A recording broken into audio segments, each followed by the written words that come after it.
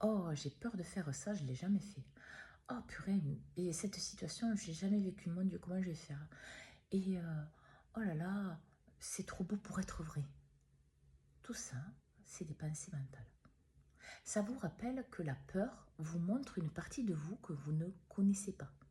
C'est-à-dire une partie qui ne fait pas partie des schémas, des blocages mentaux et de tout ce que vous portez qui vous limite. Ça fait partie de votre cœur, de votre âme et de vos parties les plus élevées. Et c'est normal que votre tête ne le connaisse pas vu qu'elle ne l'a jamais connecté, qu'elle ne sait même pas que ça existe. C'est pour ça qu'il est difficile pour une humain d'aller vers le bonheur, la joie, la paix, la vérité, l'authenticité, la droiture, l'âme, le cœur, Dieu ou autre. Parce que tout simplement, il est limité parce qu'il porte. Et tant que vous n'irez pas voir à l'intérieur de vous ce que vous portez pour le changer, vous répéterez toujours les mêmes choses et vous amplifierez les peurs. Parce que ne confondez pas, il y a les personnes qui ont peur parce elles ne travaillent pas sur elles ne sont pas dans la conscience de leur cœur, de leur âme et de Dieu, donc elles sont dans la peur des schémas, dans la peur de la souffrance, dans la peur d'amplifier, dans la peur... Et donc, en fait, elles s'enfoncent plus profondément dans la souffrance et dans le blocage, vu qu'elles ne travaillent pas sur elles et qu'elles ne valident pas la vérité de leur cœur et de leur âme à l'intérieur d'elles. Et puis, il y a les personnes qui ont peur et qui sont sur un cheminement de conscience.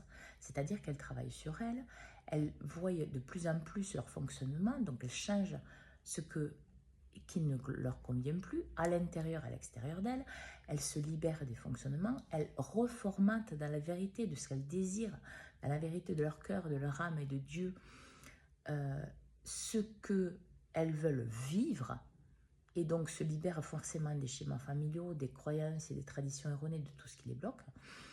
Et donc cette peur n'est là que pour leur montrer qu'en fait, derrière, il y a une partie d'elles qu'elles ne voient pas, qu'elles ne connaissent pas.